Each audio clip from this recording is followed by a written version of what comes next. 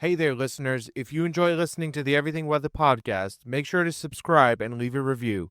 Your thoughts help the podcast grow and bring you even more amazing episodes filled with weather insights, stories, and fun. Also, a quick shout out to Yellow Dog Coffee Roasters. More on them later in the podcast. Thank you for listening, and now to the episode.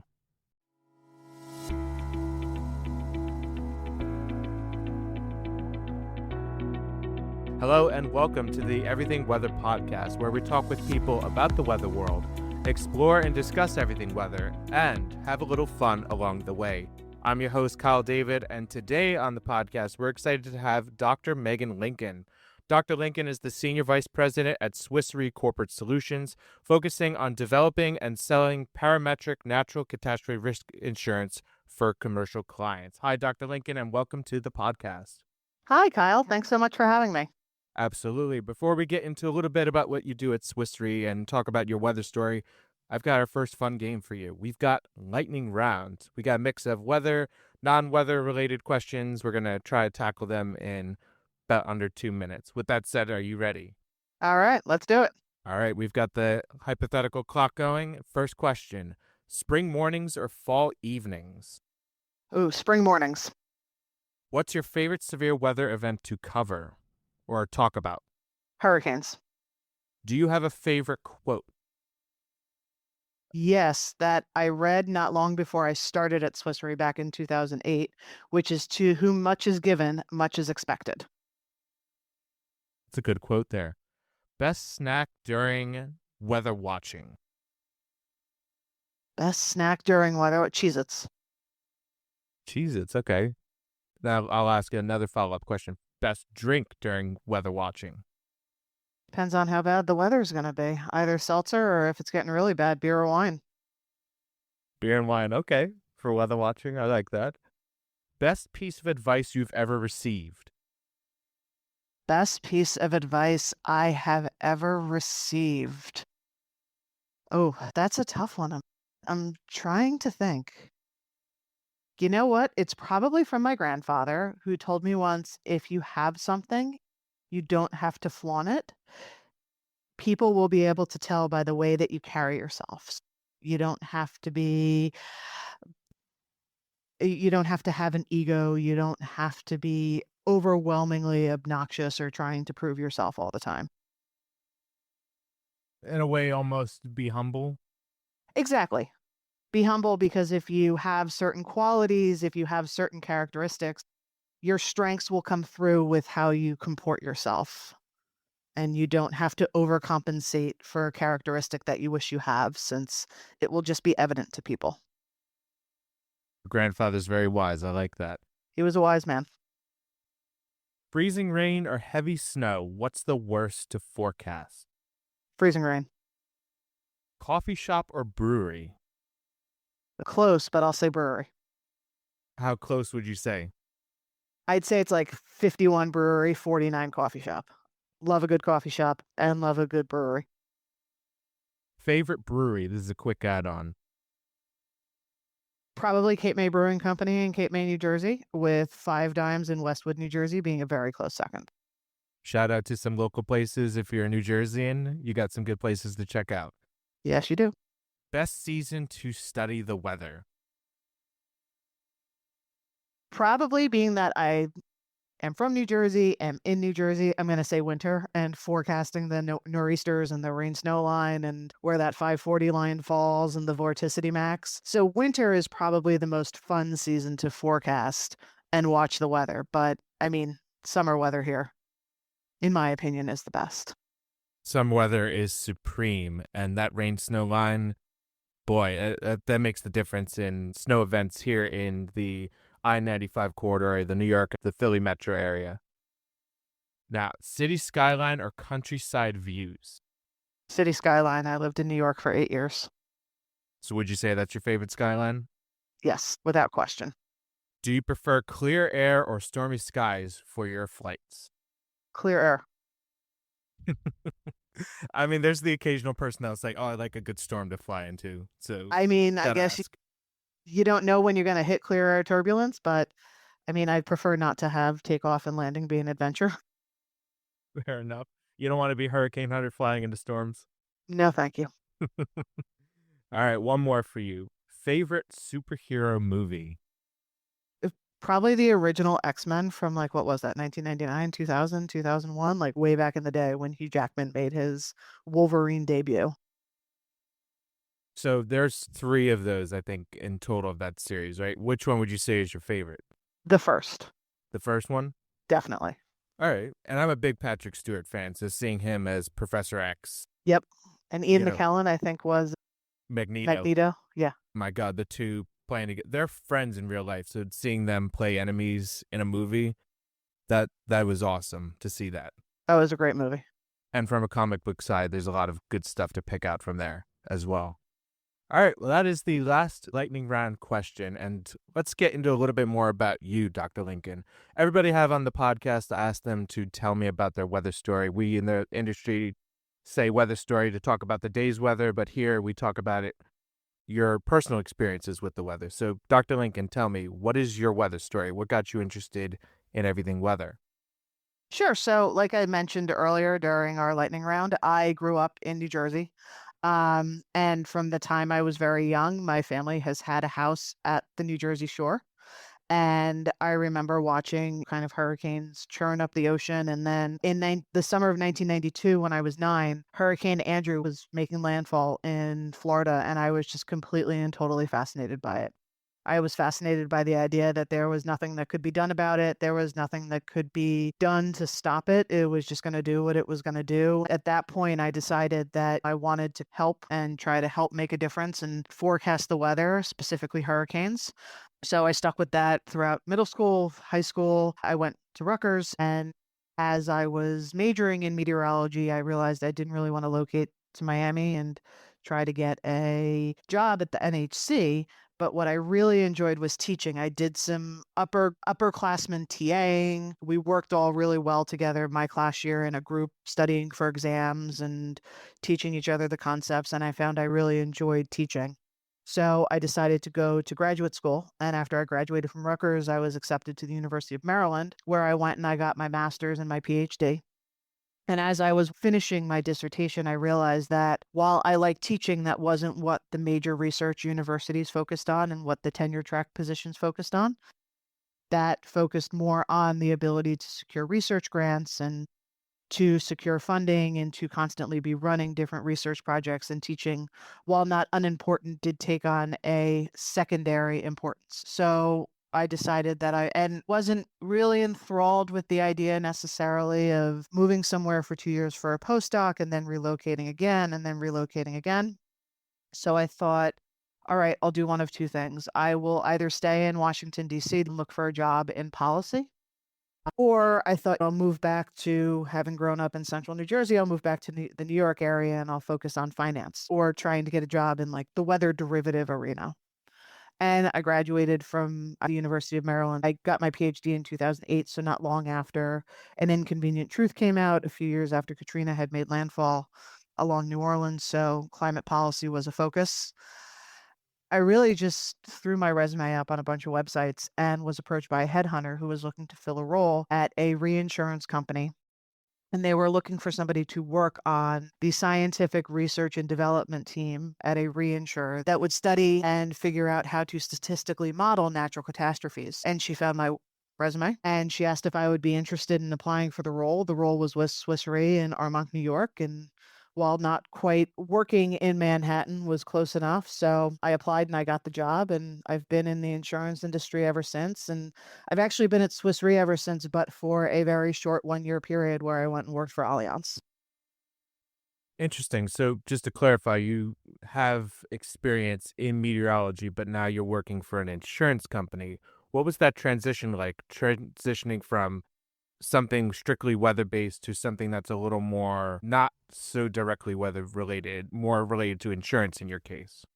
Yeah, I would say that the industry that I work in, it's applied meteorology, taking what I learned in my case about severe weather and statistical analysis and applying that to the insurance industry and figuring out how to come up with what's the different loss probabilities associated with hurricanes, tornadoes, hail outbreaks, flood, even I'm modeling of the earthquakes, despite the fact that they're not weather events, they do fall into that natural catastrophe bucket. So really looking at how to take what I've learned about those sorts of weather events and apply them to figuring out what the financial loss potential from those are. It's an interesting transition because one of the key components of my job, really since day one, since I joined Swiss Re, was making sure that I could communicate these really complex topics, whether or not it was about technical and detailed statistical analysis or simply just monitoring hurricanes as they formed and tracked and threatened different parts of the US and the Caribbean and communicating what the potential impacts of those storms were, and really focusing on communicating those to most people who were not scientists or meteorologists, and making the information understandable and digestible to people who did not have that detailed and educational background that I did. That continues to be a critical part of my job today. And I mean, the other thing that the insurance industry focuses a lot on is climate change. How is climate change changing the risk landscape? How is it changing the probability of hurricanes forming? How is it changing the likelihood of rapid intensification occurring? How is it changing shifts in rainfall patterns that could lead to flood? We've seen the wildfires out in California in recent weeks and the devastation that has been caused in Los Angeles. Climate change, we talk a lot about a 2 degree, 1.5, 3 degree increase in temperature or an inch or foot rise in sea level. But really what the insurance industry is interested in focusing on is how does that then translate into loss potential? And I think regardless of the industry that you work in, that's the concern about climate change. It's not 2 degrees doesn't necessarily resonate or mean something to a lot of people, but how is that gonna impact their everyday life? Yeah, and I want to go back earlier to you'd mentioned that it's complicated to break down the science to those who aren't as familiar with the nuances of meteorology, the weather, the science. Can you talk about a moment where it was really rewarding? You got to help people out, like you had said earlier about your weather story, and then maybe talk about an instance where it was a challenge for you breaking down the science to people who didn't understand the science.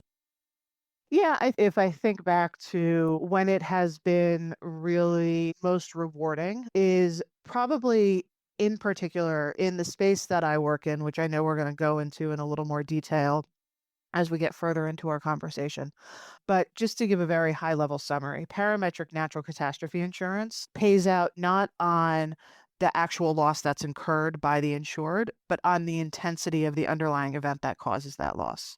So hypothetically, if your house is impacted by a hurricane, claims adjuster is going to come out, they're going to review the damage, they're going to say you need to fix your roof, you need to fix your shingles, whatever damage is observed, and you will receive a check from your insurance company to make those repairs. And what we focus on is not so much that part of the loss, but more on when a hurricane happens or when an earthquake happens or when a major flood happens, there's going to be all sorts of costs that particularly my segment of clients that we focus on, which is commercial and public sector clients, are going to incur. They're going to be worried, can I get to my location? If I have to shut my facility down, if I have to shut my brick and mortar store down, how is this going to impact my ability to run my business and generate revenue? If I am in the hospitality industry and the area has been impacted by a hurricane, even if my particular hotel or restaurant or whatever is hardened and built to withstand that storm, is the area broadly going to be disrupted enough where my long-term revenue is impacted because people aren't coming to visit or there's not conferences being hosted. So that's what these parametric insurance policies are designed to address. And again, we'll say not if the hurricane causes X dollars of loss to your location, but more if the wind speeds caused by a hurricane at your location are 90 miles an hour or higher, you are eligible to receive either a partial or total payout on your parametric insurance policy. And I think the times that my job has been most rewarding is when we've paid out on those policies and when we've received feedback from customers after delivering our conclusions and then the funds about how easy and straightforward we made the insurance claims process, and how appreciative they were of making one small piece of the recovery easy, straightforward, and uncomplicated in what's a really challenging aftermath. So that's when it's been the most rewarding. When has it been the most challenging? Sometimes weather events can be left to interpretation and weather maps can be left to interpretation. There were some years ago where we've had challenging conversations with clients or maybe brokers because they've hired a external expert to read and interpret weather maps and determine when did the event begin, when did the event end. And internally, myself or somebody else who has a background in meteorology has been tapped and we've come to a different conclusion. They're just difficult conversations, and they're conversations where it has to be managed and you have to make your position clear and you have to communicate your position in a very linear and straightforward fashion without necessarily getting, oh, well, I'm right. You're just trying to report the facts and you're just trying to report what you see and what you saw on the maps and how you saw that event evolve over a course of days looking at a synoptic weather map and how the storm system or the hurricane evolved. We'll be right back. Hey there, listeners. Before we get into this segment of On This Day in Weather History, I want to take a moment to talk about Yellow Dog Coffee Roasters, a small local coffee company in my home state of New Jersey that procures some of the best coffee from across the world and freshly roasts it in shop. Now, I'm not being sponsored to talk about Yellow Dog Coffee Roasters, but little known fact, I'm a borderline coffee addict. And I recently went to Yellow Dog Coffee Roasters to get some coffee, and I had such an awesome experience there. I also love local businesses as well. And this local business has a very interesting story, too. The owner, Dave, is a New Jersey native and a former police officer who retired from the service to turn his love for coffee and his small home operation of roasting coffee into a full-time coffee business. And if you're wondering why the name Yellow Dog Coffee Roasters, well, Dave actually named it after his yellow Labrador, Oakley, who accompanies him in the roastery on production days. I actually got to meet Dave and Oakley in their storefront and coffee bar. The atmosphere was welcoming, and more importantly, the coffee was barking good. And you could get some of that barking good coffee delivered to your home by going to yellowdogroaster.com. Buy delicious whole bean or pre-ground coffee that's roasted and ground fresh in-house and shipped right to your door. They offer a wide variety of blends and single origin coffees from Colombia, Peru, Ethiopia, and Costa Rica. Now, my personal favorite of those is the Bayman blend, which is a medium roast that I got to try that has some notes of chocolate and blueberry. If you pair that with some milk and some honey syrup, you've got some good coffee to start or continue the day. And don't knock the honey syrup until you've actually tried it. If you order online, you can use code FREE for free shipping on orders over $40. And if you're in the area, you can actually check out their storefront and coffee bar, grab a handcrafted coffee or espresso beverage, and meet the awesome people that make Yellow Dog Coffee a reality, including Oakley. They're located at 420 North Main Street in Manahawkin, New Jersey. The coffee bar offers all of their specialty blends, freshly brewed. They offer a full espresso menu as well, cold brew coffee, and seasonal specialty drinks. If you order online or go to their storefront, make sure you tell them that the Everything Weather podcast sent you. So thank you to Yellow Dog Coffee Roasters for the barking good coffee. And now, back to the regularly scheduled program.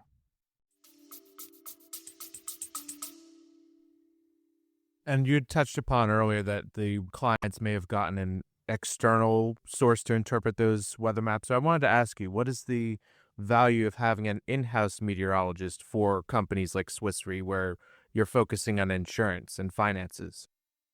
So I will say in the 15 plus years that I've been in the industry, what I have seen more and more companies, whether or not they are insurers or reinsurers, hiring scientists and hiring experts in the scientific fields.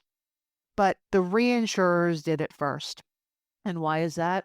Reinsurance is insurance for insurers.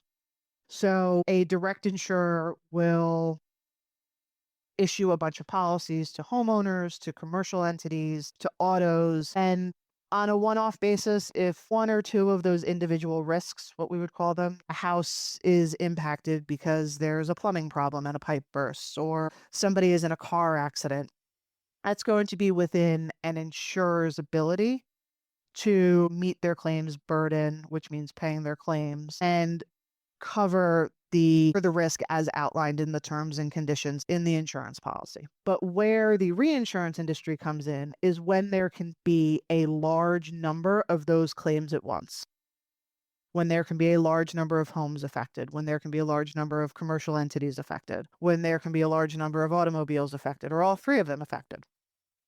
And what's going to cause that to happen? Simultaneous hundreds, thousands of individual risks being impacted at once. It's going to be a severe weather event or an earthquake.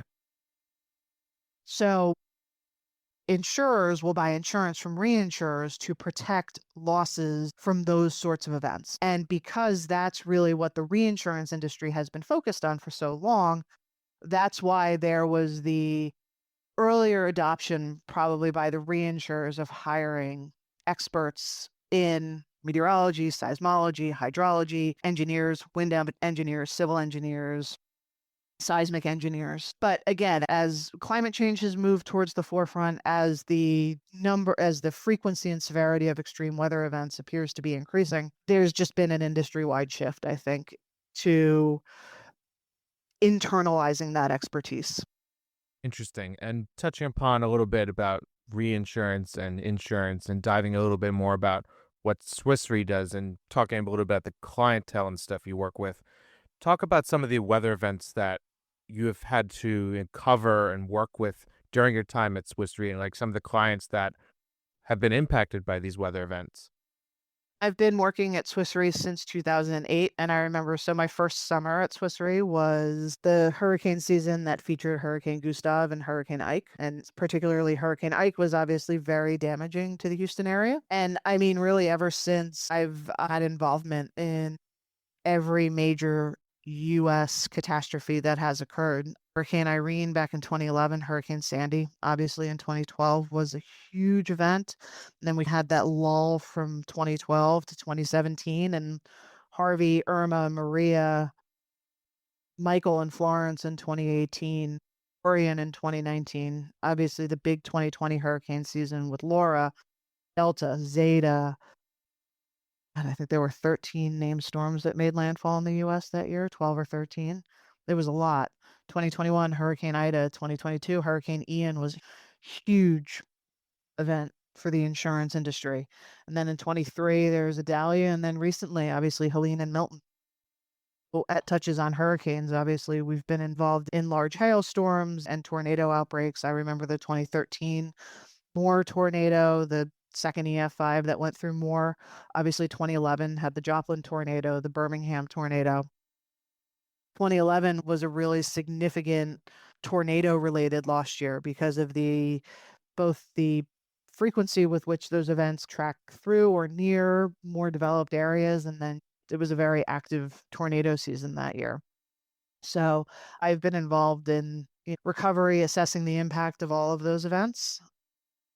And so Swiss Re is divided into a few parts. We have our traditional property reinsurance business, and they are going to focus on providing reinsurance to direct insurers. And then we also have the division that I currently work for, which is our corporate solutions division. And so we actually are the direct insurance arm of Swiss Re, but we provide coverage to commercial clients. So commercial could be anything from a medium-sized mom and pop business all the way up to very large corporate entities. Can you talk a little bit more about some of those larger scale clientele that you do? Because there's a lot out there in the business world. There's agriculture, there's food. Yeah, we will in some way, shape, or form look at all of those clients. We'll look at clients in the hospitality industry. We'll look at clients in the tech industry. We'll look at public sector clients, and that can range from municipalities to counties to states. We will work with public School systems are clients that we have received inquiries from or have worked with in the past. Auto manufacturers, car dealerships, those in the aviation industry. Everybody in some way, shape, or form is going to be exposed to natural catastrophes. So almost every sector of the economy is going to have an interest in securing insurance and protecting themselves the best they can. And my particular area, the products are so flexible because they settle on how strong the event is that caused the loss, that we just have a variety of clients across hospitality, manufacturing, construction, public sector that have either looked into these products in the past or have bought them.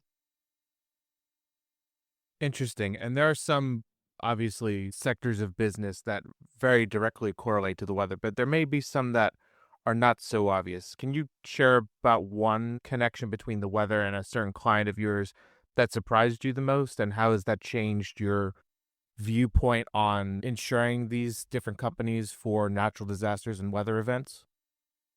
Honestly, I can't really think of one that's really a surprise because everybody has some sort of financial vulnerability to the weather. I can't even think of one that actually surprised me because in some way, shape, or form, everybody is going to be vulnerable to and sensitive to extreme weather and seismic events as well. So nothing really surprised you in terms of the weather connection and to the different clients that you've worked with? No, no, it's once we have a conversation with them, and it really again, it really all makes sense. Well, then on that note, then what is the most interesting client that you've had to or sector that you've had to work with in your time at Swiss Re?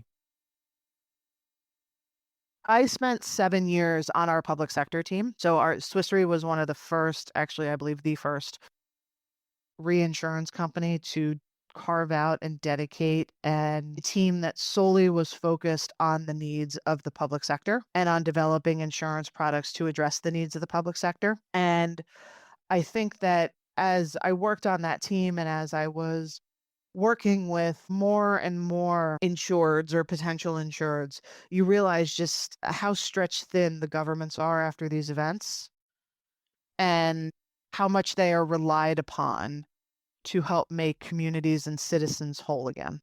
And that they have so many things that they are going to need to recover from and fund, and that the impacts of these events go far beyond just the hurricane landfall or the earthquake shaking or the flood happening. I mean, Asheville is going to take years, if not decades, to recover from what happened during Hurricane Helene. Los Angeles will take a long time to rebuild, or those areas of Los Angeles that were affected. And this has long-term financial ramifications, not only for the people whose homes or businesses were lost, but for the governments as well, because the tax base is going. I don't think that New Orleans's population is back to pre-Katrina levels yet, and it's going to be 20 years this year. That has a long-term sustained financial impact on these cities when people just up and leave. Yeah, I'm glad you mentioned Hurricane Katrina because I mean, I just toured that recently. Some of the areas that were the most hit was primarily the lower Ninth Ward. And 20 years later, to see still areas of neighborhoods that are still empty and you could still see the scars from Katrina, and not just Katrina, but there are other areas too that bear these scars. It's just, it's amazing. Is there a moment during your time that you were surprised by the power of weather? Hurricane Sandy. I grew up at the Jersey Shore, spending summers down there. My family has had a home down there since the early 1960s, and we always knew that a storm was possible, but we'd been through hurricanes before. Sandy was just like a monster unto itself with how big it was and how much storm surge it drove into the coast because of the angle that it approached the coast at. That perpendicular angle was bizarre. And then just seeing the aftermath and seeing the recovery and seeing we weren't even allowed to go back and check our home for weeks because the infrastructure was so badly damaged. The roads were damaged, the bridges were knocked out. There was no electricity, there was no water, and we were restricted for months with even getting down there. My family's in the Lavallette area, and we would have to show tax bills showing that we were residents to allow us to go and see our house, and just visually seeing the damage was jarring.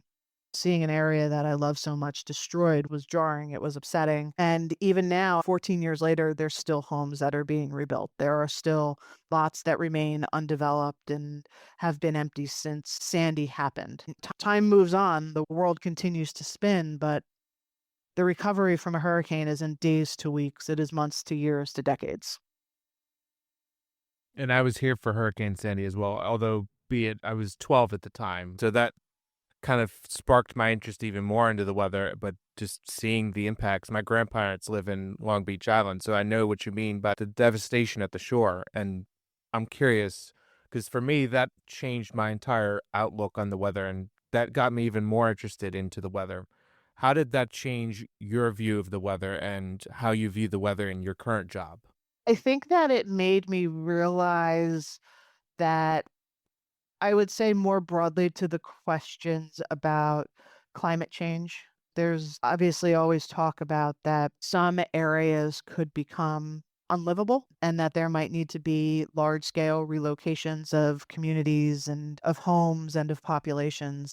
While that can be talked about almost in a very sterile way, it's not that easy because a home is a lot more than a house. It's a community. It's a collection of people who have made a community and who have made businesses and who have made this neighborhood that they want to live in. And it's not easy to tell people, look, you have to leave that or you can't rebuild that. And when you looked at the devastation in New Orleans after Hurricane Katrina, when you looked at the devastation after Hurricane Ike in Galveston, and you saw the houses go back up and you saw people rebuild. There's always the question, why are we making this investment? Like, why is this allowed to happen again? Because it is very hard to leave your home. And despite the fact that I understand climate change and I have a PhD in atmospheric science and a bachelor's in meteorology, I can very much understand the draw of not wanting to leave your home. And I've seen the shore get rebuilt. We're hardened as best we can be now against a Sandy, I would say. Maybe not as best we can be, but much better than we were in 2012. But the idea of not having that place anymore, and you know from your grandfather, it's such an important part of the state of New Jersey and its identity, and it's what people do over the summer. Absolutely. And there's lessons to be learned in the hardships of recovering from these weather events, Katrina, Ike, and Sandy. And there's stuff to be learned from that as well.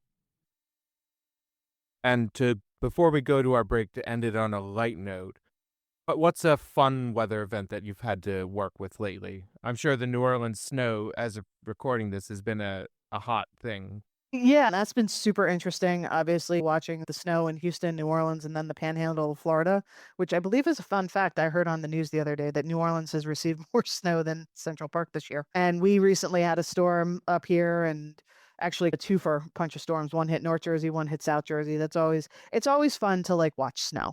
Snow tends not to have a huge impact on the insurance industry. It's not a natural disaster. It's just disruptive, but it's always fun to watch.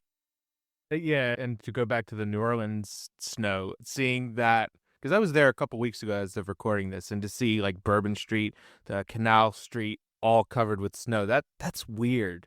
It's wild. Combine that with the beach pictures of the snow, that's wild. And to go back to your earlier note about New Orleans seeing more snow than Central Park, I think that is true, but I know they've seen for sure more snow than New Brunswick, New Jersey, which is my hometown. So to see New Orleans, a place that normally doesn't get that much snow, get more snow than my hometown in New Jersey, I balk at them. Like, come on. A little Where's the snow envy. Exactly. All right, we've got so much more still to talk to you about, Dr. Lincoln, about your work at Swiss Re. We're going to take a quick break right here, so don't go anywhere. We got more podcasts for you coming up.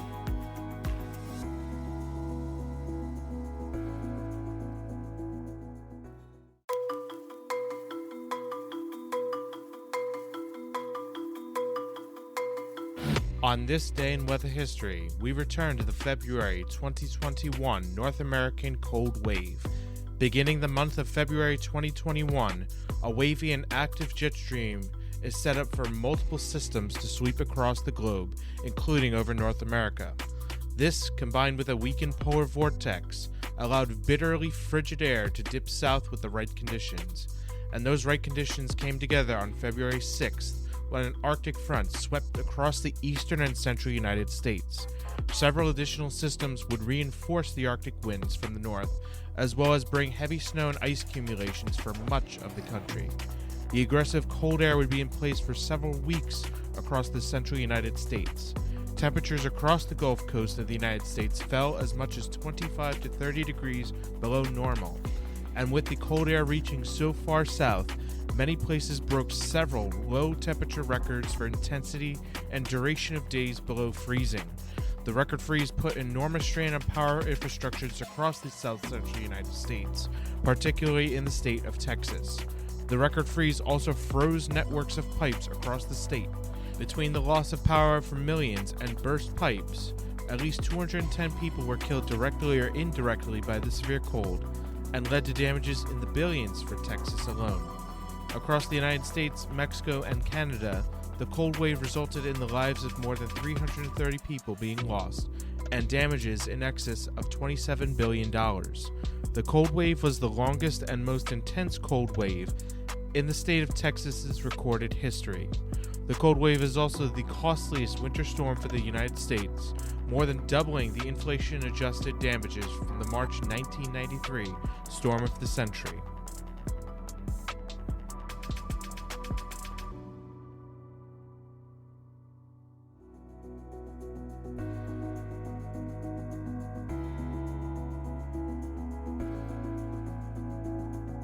Hello and welcome back to the Everything Weather Podcast. I'm your host, Kyle David, and today we're excited to have Dr. Megan Linkin. She's the Senior Vice President at Swiss Re Corporate Solutions. We've been talking a little bit about her weather story, her transition to the insurance and financial industry, and how she works to provide insurance, specifically catastrophe insurance, for commercial clients. We're going to continue into that conversation, but first, I've got another fun game for you, Dr. Linkin. All right. We've got Would You Rather. I've got a mix of weather-themed Would You Rather questions, and since you're a New Jersey native, I also have some New Jersey-themed Would You Rather questions. So we'll kick it off with, would you rather experience a week of constant thunderstorms or a week of relentless snowstorms? Oh, a week of relentless snowstorms, hands down. Would you throw thunder snow in there too, or you okay with Yeah, that? sure. Thunder snow. Sure. Have you experienced thunder snow before? I have. I can't remember the last time, but I've definitely heard it. It's one of those things. Did I hear what I thought I heard? Oh, yes, I did. Okay. It's very odd hearing it. I remember It hearing is. it back in 2018, and it's very odd. Next one up. Would you rather spend a summer weekend at the Jersey Shore or exploring the hiking trails of North Jersey? Oh, summer weekend at the Jersey Shore. It's pretty much what I do every weekend over the summer anyway. Do you have a spot at the Jersey Shore that you prefer? Yeah, my family, we have a house in the Lavalette area, so between Point Pleasant and Seaside Heights. Okay, that's a good spot. Would you rather chase a tornado in the Midwest or witness a hurricane landfall at the coast? Witness a hurricane landfall at the coast. Would you rather sit in traffic on the Garden State Parkway or the New Jersey Turnpike? Parkway. Parkway? Any specific spot you like to get stuck in? No, I don't really enjoy sitting in traffic in general, but what I will say is that there are more exits on the parkway and they are closer together, so there are more routes for escape. Ooh, okay. Thinking a little strategically there with that one. I like that. All right. Would you rather live in a place with extreme heat all year round or extreme cold all year round? Extreme cold all year round.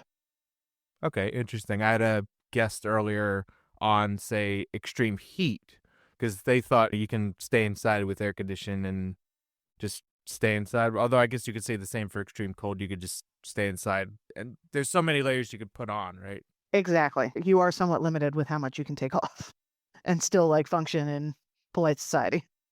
That's true, yeah.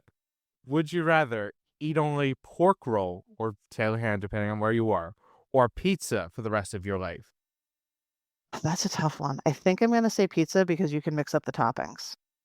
What's your go-to toppings for a pizza? Probably pepperoni or like vegetables, but like all the vegetables with getting like a slice that has like onions and broccoli and olives and fresh tomatoes and mushrooms. Now you're making me hungry for a Yeah, pizza. like one of those heavily loaded slices. I'm just curious, since you are a New Jersey native, I always like to ask all the Jersey people on the podcast, is it pork roll or Taylor ham? So interestingly enough, despite the fact that I live north and should call it Taylor ham, I call it pork roll since my parents spent a few years in southern New Jersey. Okay, yeah, that makes sense. Now, see, I've lived in Middlesex County. I don't know what that falls into the definition of like north, south, central, but I call I it pork believe that roll. falls into the, if you're doing the pork roll Taylor ham dividing line, I believe it falls into north because I too grew up in Middlesex County. I grew up in Edison.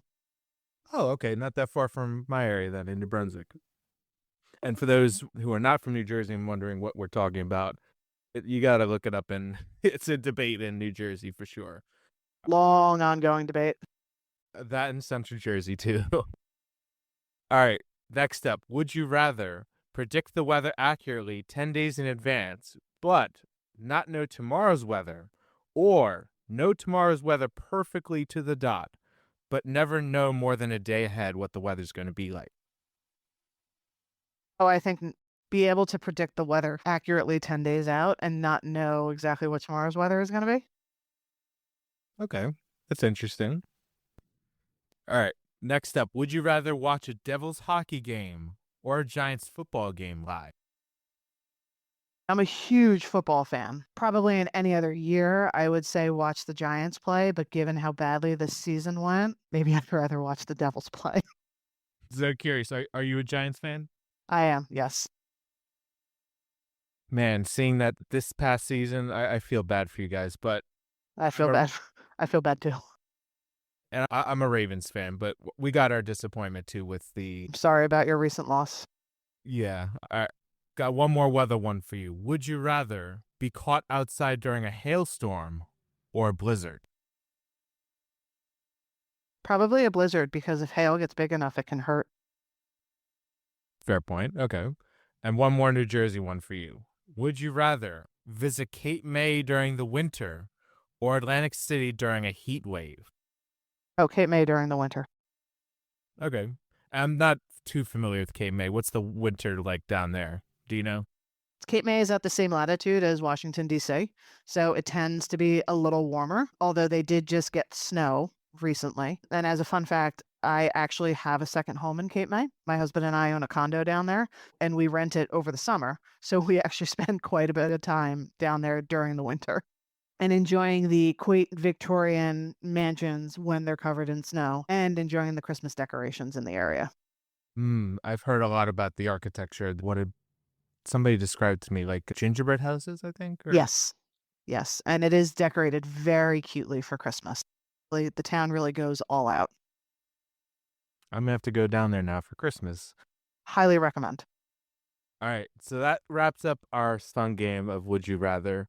So let's get back into the conversation about your work and stuff. And before I get back into your work, you had mentioned earlier that you had done some teaching, you had done some TAing. And I'm curious, what's been the most interesting connection between your experience teaching and TAing to your insurance work that you do right now?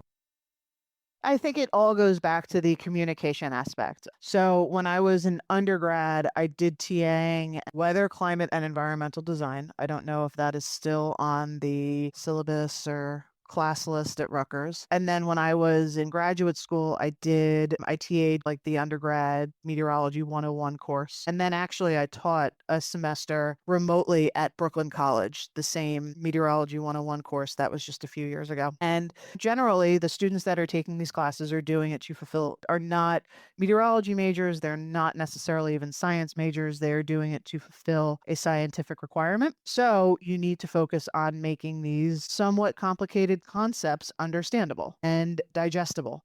And again, moving into the industry that I've moved into, where a lot of people do not have a scientific background, do not necessarily have a background in high level statistics or mathematics, now I'm focused on doing the same thing, making these concepts digestible and understandable. So I would say that the skills, the communication skills that are necessary for teaching are similar to those when you work in an applied field. So when you're working in an applied meteorology field or an applied seismology field or hydrology field. That's an interesting way to look at it. And I'm just curious, and this could go back to your Swissery work. What's been the best weather question and the worst weather question that you've been asked? Oh, I think probably the one of the most difficult concepts I think to explain is the idea behind return period, which is a way of communicating probability. So if a statistician says to you, this event is a 100-year return period, that means in any given year, there's a 1% chance that event happens, right? One out of 100 years will have that event in it when you look at like some kind of long-term historical time series or do some sort of probabilistic distribution fitting. What it does not mean is that there is 100 years between each event. It's not an occurrence interval. It's a way of expressing over a long term, over a 100-year period, how many years are likely to have that event happen, which is one. So I would say that's a concept that sometimes has been challenging to communicate and explain because people hear 100-year return period. Oh, okay, it just happened. It's not happening for another 100 years. So that I would say it's not necessarily the worst question. There are no bad questions, but more just one of the ones that's more complicated to explain. And I think the best questions are really around explaining one of my favorite topics to discuss with people when it comes to the weather is talking about this, not disconnect, but understanding how a storm like Hurricane Ike could exist, where it had a central pressure of 955 millibars at landfall, but wind speeds of only 110 miles an hour. Or same thing with like a Katrina, where it had wind speeds of only 120 miles an hour at landfall, but a central pressure of 920 millibars. And really explaining to people like what that means two-dimensionally. My favorite comparison is always the figure skater. A figure skater, if she throws her arms out, she's going to be taking up more space and she's going to be spinning more slowly. So that's like your Katrina and your Ike. Whereas if they're pulled in really tightly and spinning around really fast, that's going to be like your Hurricane Andrew or your Hurricane Camille or your Hurricane Milton at peak intensity. Teaching people about that concept behind how the size of the storm and the central pressure of the storm will inform what the maximum sustained wind speed is. And simply looking at the Saffir-Simpson category isn't going to tell the whole story. And a storm like Sandy, which was, I know it technically wasn't a hurricane at landfall, but only a category 1 when it came to wind, was capable of generating massive storm surge, not only because of the angle of approach, but because it was 1,000 miles wide. So it was disrupting a massive amount of ocean surface and just pushing that all on shore. See, I've heard that analogy used in describing, I think, what is it, the Coriolis force in my intro to meteorology class or atmospheric dynamics, but I've never heard it used like that before in describing specific storms, like you said, with the ballerina out, arms out, like Katrina, Ike, and then arms in is like Milton and the smaller, more compact systems. I'm gonna have to remember that for future reference. Glad it was helpful. Yeah, I'm sure the listeners found that very interesting as well. But going back to those specific events, there are some like other risks that aren't as obvious when it comes to those different events. Like with Katrina, for instance, that you had the levee failure, which came down to a small nuanced structural failure that would just cascaded and just ended up being a whole mess. Or with, I'm trying to think of other examples like that, but can you talk about some instances in your work with insurance where there was an event that is inherently one thing, but the impacts were more than that and it ended up being a challenging situation? I think Helene's a great example, right? Hurricanes are thought of as coastal storms and problems for coastal residents. And Helene was strong at landfall. I think it was category 4 at landfall. And you think like, okay, the Big Bend is going to bear the brunt of Helene.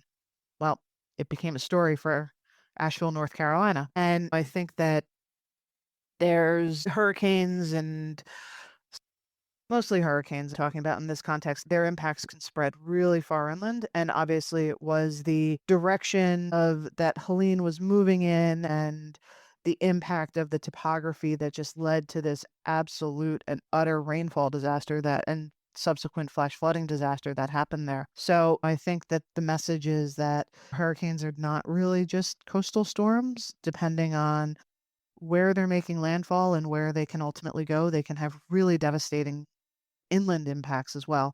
And I would say that's where we most often see the storm is going to be thought of, or the event is expected to be one thing, and then it turns into something else entirely. Another example is if I think back to 2022, Hurricane Fiona.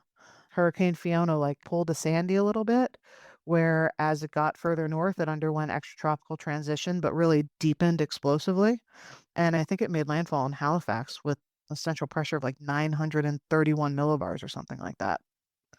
So Canada isn't exactly thought of as a hotbed for hurricanes, but under the right conditions where these storms can undergo extratropical transition in a very favorable, now I'm really pulling back, baroclinic environment that allows them to deepen under the right jet stream, under the right upper atmosphere support, they can be extraordinarily powerful when they move further north.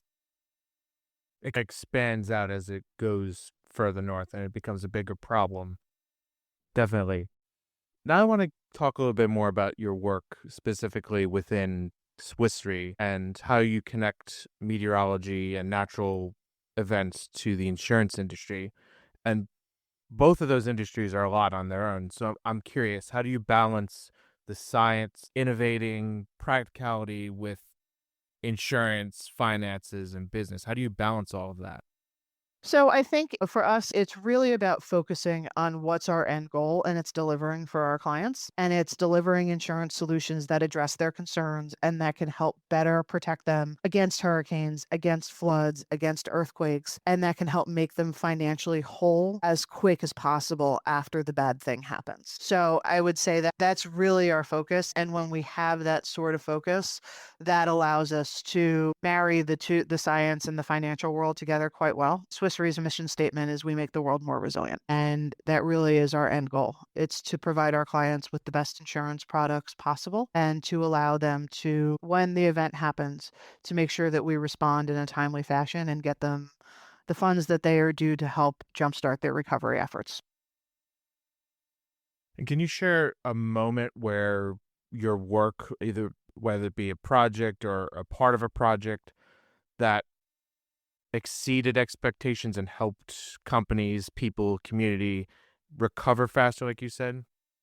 Yeah, back in my public sector days with the public sector team at Swiss Re, we were participating on a parametric insurance program in the South Pacific that covered a handful of South Pacific islands. So that's going to be the Samoas, the Fijis, the that I can't quite this is back in 2015, so I can't quite remember exactly what islands were participating at the time, but that's sort of the world, like off of Australia, those smaller Pacific islands. And there was a handful of countries that collectively bought into this parametric insurance program. And one of the nations was hit by a tropical cyclone.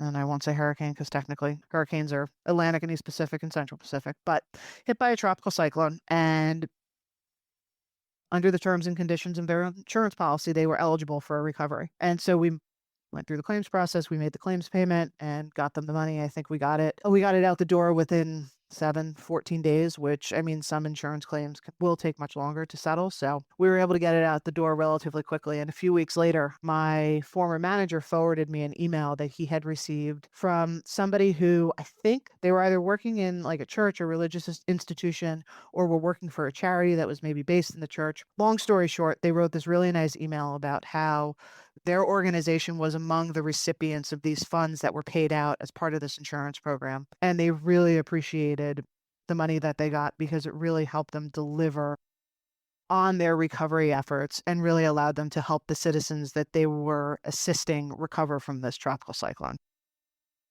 Oh, that's awesome to hear. I'm just curious, like, how often do you get emails from clientele or people that you've helped out during these weather events and after them?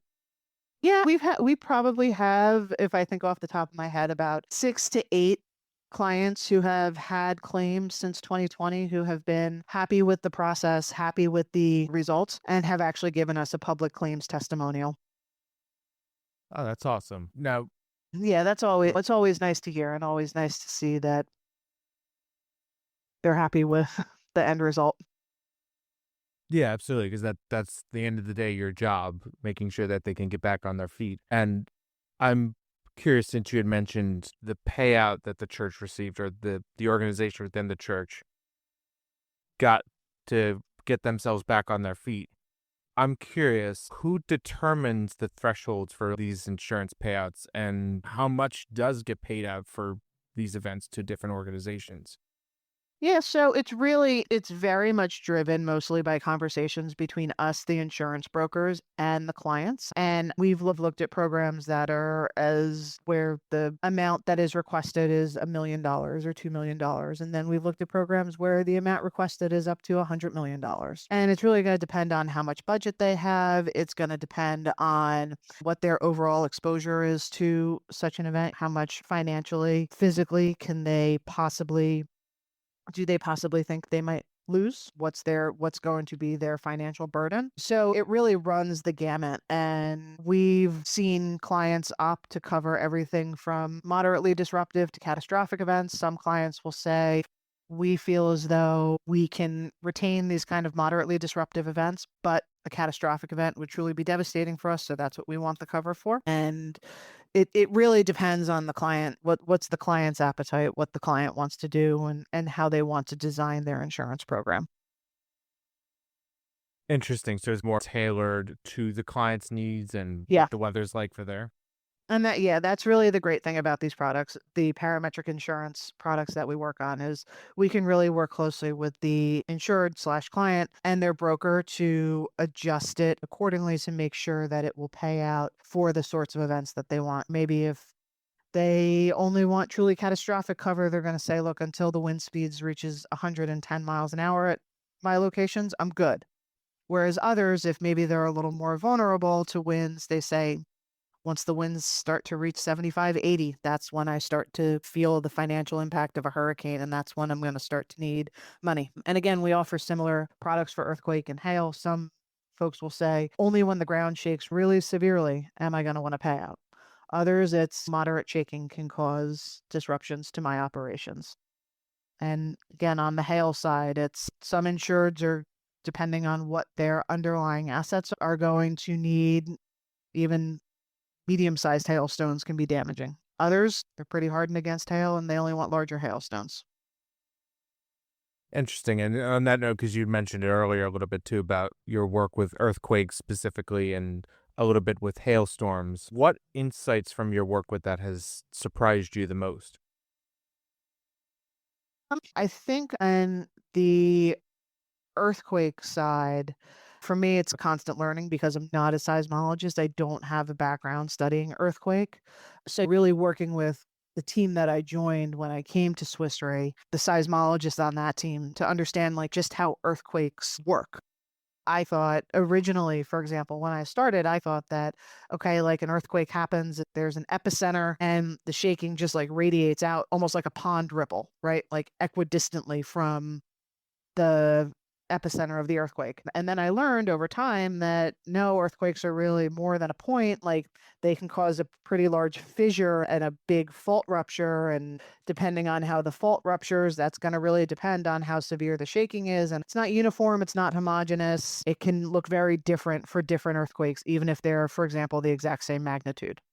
So definitely interesting to learn all that stuff and have my zero order understanding of earthquakes maybe being brought up to point 0.5. Yeah, I didn't know that. That's interesting. That could be more than just a specific point. Yeah, I always thought it was like this ripple look, but nope. Hmm. Interesting. We're learning a little bit more about not just the weather, but also earthquakes as well. And on the note of earthquakes, because I'm sure a lot of people in the Northeast can talk about this, several months ago had the earthquake based in New Jersey, and everybody across the Northeast felt a little bit of that. And we're not really known for earthquakes in the Northeast. So that raises a interesting question that I have about that. Events like that, they're not as frequent in areas like earthquakes in the Northeast or snow in the Gulf Coast. How does Swiss Re approach mapping out those risks for less frequent events like earthquakes in the Northeast or snow in the Gulf Coast states? Yeah, I think that's why it's really critical that's why that Swiss Re has made the decision and many others have made the decision to hire experts, hire scientific experts who can look at the historical data and come up with statistical relationships, come up with probability distributions, read and review the scientific literature and come up with statistically robust ways of assigning likelihoods to certain types of events like more infrequent earthquakes or more unique hurricanes or hailstorms. Now, we had talked a little bit earlier about the frequency, the intensity of not just these odd events, but normal events as well, increasing, and that can be due to or is due to climate change. I'm curious, how has that changed how you map risk at Swiss Re, and like how do you address that going forward? So most insurance policies are done on an annual basis. So it's not as though we're not going to inherently include climate change projections out to 2050 or 2080 or 2100. But I think that the acknowledgement that, I mean, maybe for certain sorts of natural catastrophes, the past is no longer prologue. And, a careful look has to be taken at trends and what do we see in the data over time and how has the data evolved and the likelihood of different extreme events evolved? And then there's always the question of parsing between, okay, well, if you look, for example, Herdet goes back to 1851, right? So you look and you say, okay, well, if we look from 1851 to 2024, is there a climate change signal in there? Okay. And then how do you parse that out from what's the impact of just improved observations? What's the impact of the satellites being rolled out? How many weak storms were missed before the satellite era? How much are we now capturing these storms at more extreme or at their peak intensities because there's more planes that could be flown or the equipment is the observational platforms are just improved. I think that continues to be an area of ongoing study and analysis. The Herdat database is not constantly being assessed, but underwent a project for reassessment on a decade by decade basis. So there's a lot of there's always a lot of questions when you're trying to parse like what's climate change doing versus what's improvements in technology doing versus what's just increased spatial monitoring doing and understanding all that. And continuing on the note of climate change, because we talked about it a little bit earlier in the conversation, it's going to be interesting to see how things change over the next year, 5 years, 10 years, and overall how insurance companies and risk companies respond to that. So I'm curious, how do you see the insurance industry's response to climate change changing in the next decade? And this could be specifically to Swiss Re or the industry in general. I think it's just the ongoing acknowledgement and the ongoing education that first of all, this is no longer a future problem. This is a present problem. And that this is something that we're going to have to live with. And this is something that we're going to have to, the best we can, harden ourselves against. And putting our heads in the sand and pretending like it isn't happening isn't going to fix the problem or make it go away. Absolutely. And on the note of the inconvenient truth, because you'd mentioned it earlier, if the sequel were to be made about the current weather events that are going on, the natural disasters that are going on, what would you include in that sequel that is not necessarily covered in the first one? One of the things that has concerned me ever since the beginning of the 2020s is what seems to me to be the increasing frequency with which rapid intensification of hurricanes is happening, particularly as they near the coast. Because the preparations for a strong tropical storm, weak hurricane are going to be very different for a category 5 hurricane. And it is going to be extremely challenging to pivot and do necessary evacuations if the window to do so is so dramatically short. Yeah, we've had a lot of instances just this year with rapid intensification. And Oscar, for instance, is a very good case where rapid intensification happened. Like nobody thought it was going to turn into anything. And then all of a sudden, 12 hours later, Category 1 hurricane is heading towards the Caribbeans. Another example is Hurricane Otis in 2023. It was a tropical storm, and then 12 hours later, it was a Category 5 hurricane making landfall near Acapulco. I Yeah. mean, how do you prepare for that? Yeah, I think that's probably the most extreme case of the rapid intensification case study. If you were to do one, that was just beyond anything what anybody was imagining. And to be honest, Nobody picked that up. yeah, and to be honest, I covered that a little bit. And to be honest, that was scary seeing this little blob and then Category 5 hurricane. Yeah, it It's was scary. models didn't get it. Nobody got it.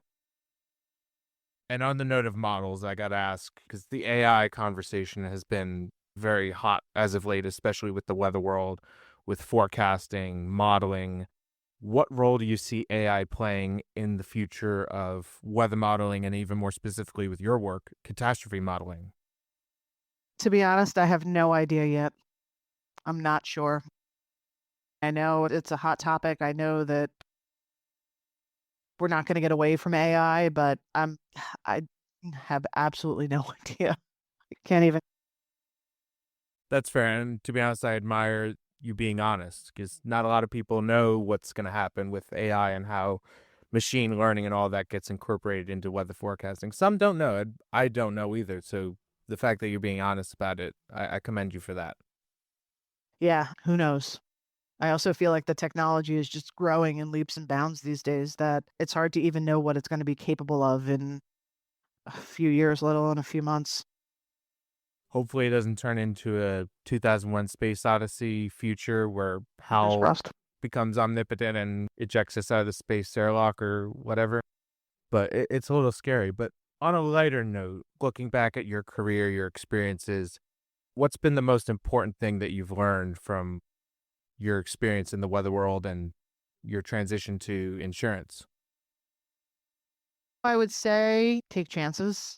Don't be afraid to try something new or look into an industry that maybe is not commonly thought of as hiring meteorologists, atmospheric scientists, mathematicians, physicists. And if it's an area that you feel interested in, if it's an area that you feel passionate about, go ahead and pursue it. That's good advice there. And to wrap up before we get into our tried and true whether or not segment, I leave the floor open to you for this last few minutes. Is there a piece of advice that you want to pass on, a misconception that you want to bust that has really been grinding your gears lately, or something that I did not touch upon in our conversation?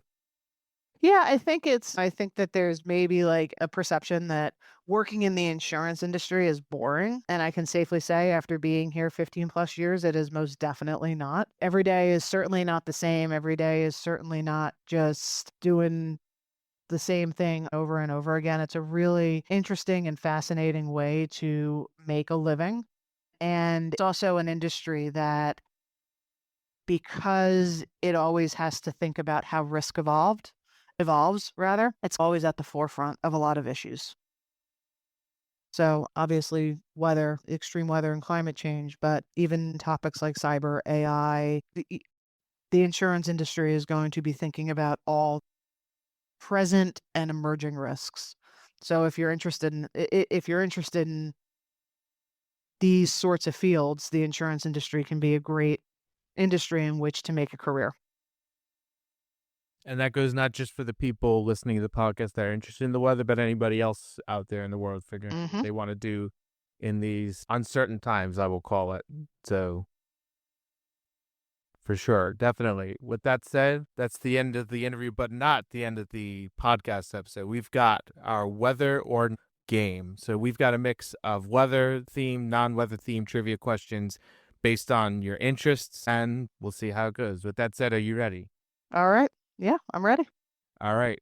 This is whether or not your question is related to the Jersey Shore, the location, not the TV show, people. Okay. The Jersey Shore is home to the highest concentration of oceanside boardwalks in the U.S. and for the country's first boardwalk. Which one of these Jersey Shore boardwalks is the first boardwalk in the United States? Is it A, Long Branch, B, Atlantic City, C, Ocean City, or D, Asbury Park? B, Atlantic City. Final guess? You are correct. It is Atlantic City. I believe the second oldest is Long Branch. Don't quote me on that one, but we've got some good boardwalks here. All right, this is whether or not your next question is related to hurricane season records.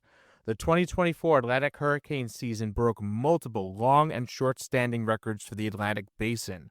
Which of the following records was not broken by a hurricane in the 2024 Atlantic hurricane season? Is it A, most tornadoes spawned, B, earliest Category 4 hurricane, C, strongest June hurricane by wind speed, or D, fastest intensification from tropical depression to hurricane? I think it's D. I think. Fastest intensification from depression to hurricane? Yeah, although Oscar might have done that. I'm going to go with D, final answer, but Final guess is D? final guess. Your gut instinct was correct. Oscar does hold that record now for fastest intensification from depression to hurricane. The correct answer was most tornadoes spawned. That record still belongs to Hurricane Ivan with 120 tornadoes. Hurricane Beryl might have beat it. Beryl did come close to it. I think it's the 5th spot. I don't know how many exactly tornadoes were spawned from that, but it holds the 5th spot for most tornadoes spawned by an Atlantic hurricane. So, this is whether or not your next question is related to Rutgers football. Which Rutgers player holds the record for most rushing yards in a single season? Is it A, Kyle Monangai, B, Isaiah Pacheco, C, Jawin Jamison, or D, Ray Rice? D, Ray Rice. Final guess? Final guess. You are correct. It is D. And for a bonus question, can you name the second highest record for most rushing yards? I think now it's Monangai, isn't it? Did he surpass it this year? Yeah. You're correct. It is Kyle Monangai. He's very close to getting up to Ray Rice's numbers. I think it's like, what, 4,000 and change for Ray Rice? Something like that. The 2006 football season. The football team was a lot better back then, I will say that. For a brief point in time, yes. All right, this is whether or not your next question is related to atmospheric dynamics. Which of the following best describes the Coriolis force? Is it A, the warming of the atmosphere due to greenhouse gases, B, the apparent deflection of moving objects due to Earth's rotation, C, the rising of warm air and sinking of cool air, or D, the formation of clouds in the upper atmosphere? B. Final guess? Final guess. I shouldn't have to verify because you are correct. It is B, the apparent deflection of moving objects due to Earth's rotation. This is whether or not your final question is related to New Jersey wineries. Which of the following is the oldest winery in the state of New Jersey and known for its historic vineyards and award-winning wines? Is it A, the Alba Vineyard, B, the Cape May Winery, C, the Tomasello Winery, or D, the Renault Winery?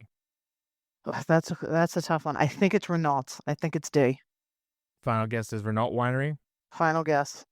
You are correct. It is the Renault Winery. And that is the last whether or not question, the end of our conversation. But before we go, how can people stay in touch with you and your work, Dr. Linkin? So you can follow me on LinkedIn, connect with me on LinkedIn, which it's just my full name, Megan Linkin. And yeah, that's probably the best way. Dr. Megan Linkin on LinkedIn. Yep. That's got a tongue twister to it. We'll make sure to include your LinkedIn profile in the show notes for everybody to go and check out your work. With that said, thank you so much, Dr. Linkin, for joining me on the podcast, and thank you to the listener for listening to the Everything Weather podcast. And we'll catch you on the next episode. Thank you, Kyle.